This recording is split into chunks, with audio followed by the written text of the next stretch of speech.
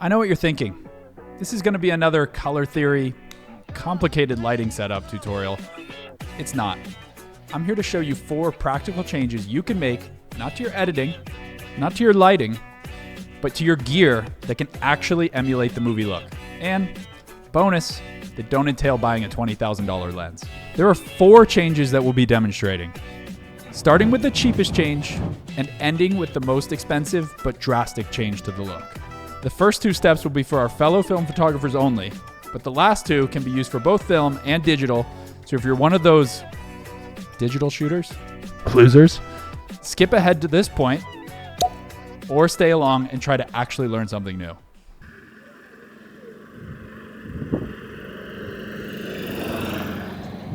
I know you're rushing to the comments to say, wow, Max got a haircut and he's in a different country, but I beat you to it. Anyway, Portra 400 does give you those pastel looks that might give film photographers a tickle up the spine, but that doesn't cut it in the film industry. If you want to emulate the cinema look in your photos, don't emulate, imitate. Use the same cinema film that they use in all of your favorite movies, like Kodak Vision or Fuji Eterna. In this segment, I'm going to show you what Kodak Vision 3 250D looks like. The rest of the photos in this video will be shot on either Vision or Eterna to give you an idea of what those cinema films look like.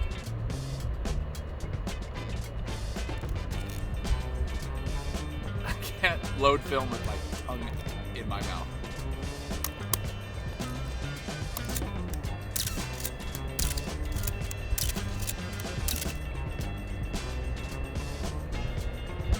All right. First shot.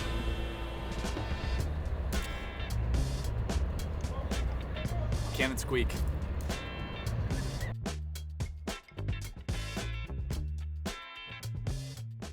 Is she stuck? She was still going round the boat. She ended up over by the pot. She couldn't get it round.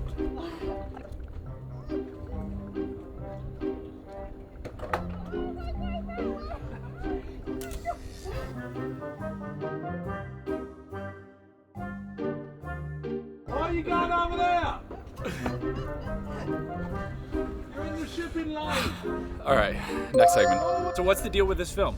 Well, it's actually cinema film used for going through cinema cameras at 24 frames per second.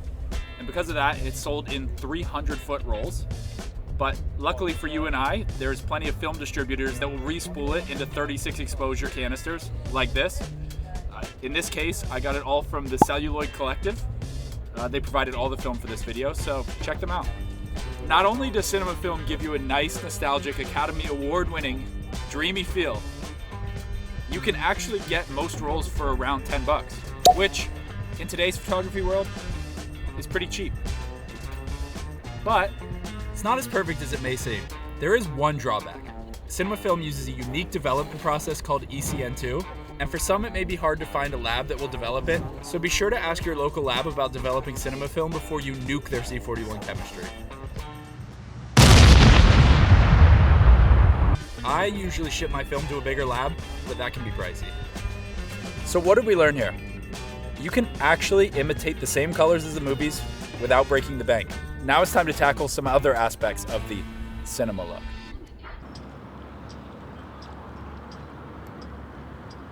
Signature of the cinema world is the widescreen aspect ratio.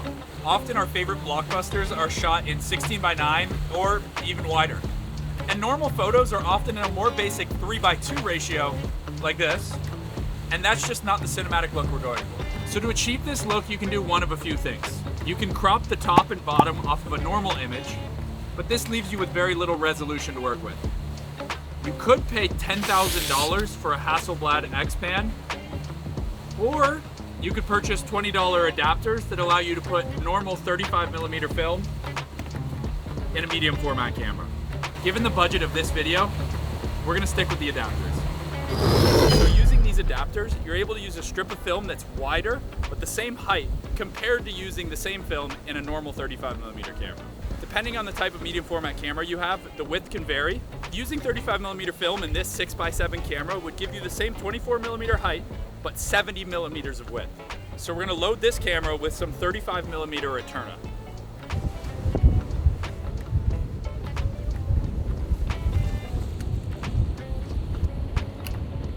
We're gonna get rid of a normal 120 spool that you would use for regular 120 film. Because 120 film needs a take-up spool, we'll use an old 35mm canister and tape the new film on there.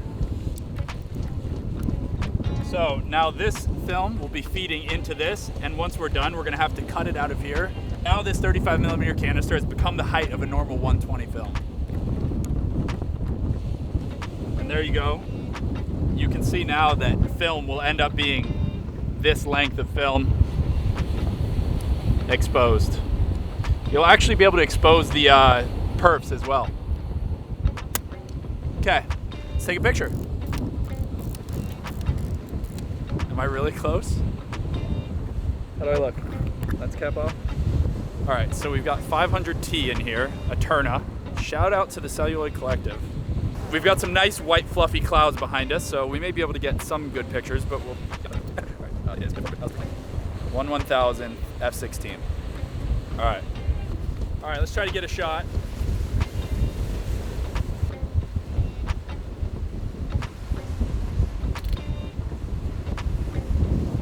One downside of this is you can't actually see where the film is on the viewfinder. So you kind of just have to guess where you're taking the picture.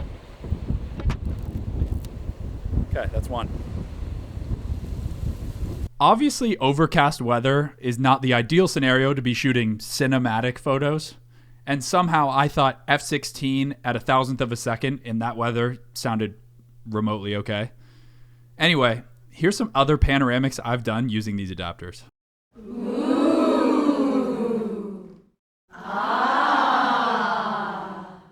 Another added bonus of this method is that if you want the people to know that you're a superior film photographer, you can leave the perforations in the scans like this.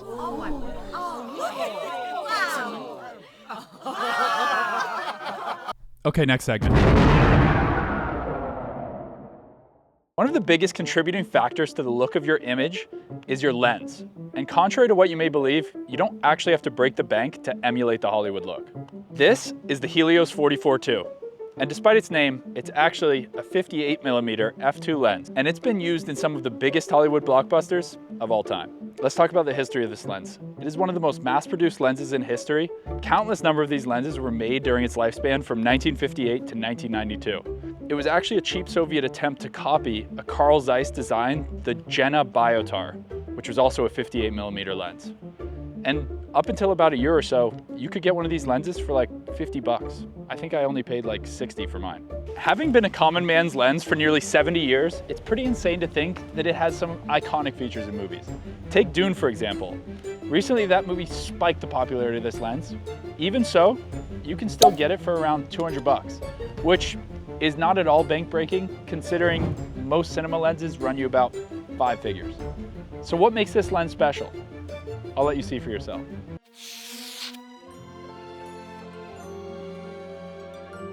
That is what is so eloquently known as swirly bokeh. It gives the scene a surrealism by making the rest of the frame seem to collapse towards the subject. And the fact that you can create such a unique look on such a relatively cheap lens is really awesome. Normally this is the part in the video where I take a picture live on camera so you can see what we're working with. However, this is actually the second time we've recorded this whole segment, because last time my dad decided to format all of the footage. Everyone go boo Nick Adams in the comments. So here are the pictures we took from the last time we filmed this segment.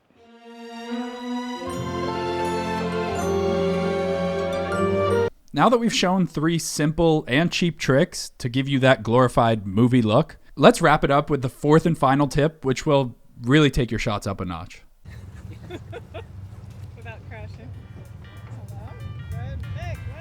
This next step is the most unique trick that I'm going to share with you because I've not really seen many people do it, especially not on film.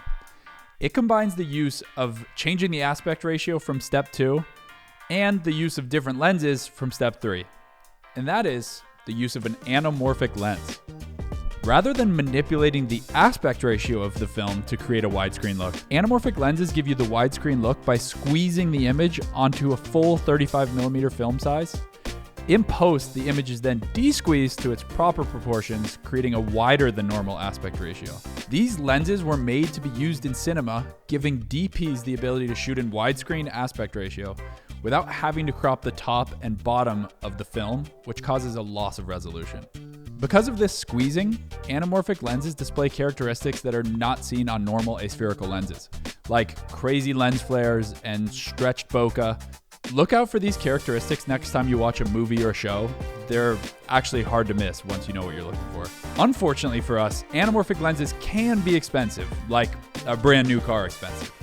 Fortunately for us, lots of advancements have been made in the last 4 to 5 years that have made some anamorphics relatively affordable for the consumer. Again, relatively.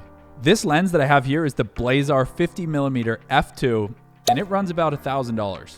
And there are some anamorphic lenses for smaller sensors that are cheaper, but you won't be able to use those on a film camera, at least not without cropping. Now, I would be lying if I said this was an easy thing to do. Since these lenses were made for cinema cameras, there's all sorts of optics that are made to de-squeeze the image so you can see what you're shooting. Because you're shooting it on a photo-based camera, you're not actually going to be able to see what the final image is going to look like until you get it into your editing software. And also because of the squeeze, it is really hard to focus accurately. This is what it looks like. Now on a digital camera, there are ways to stretch the image using a third-party monitor, but on a film camera, you're shit out of luck. Now if you do manage to get the image in focus, the images look something like this.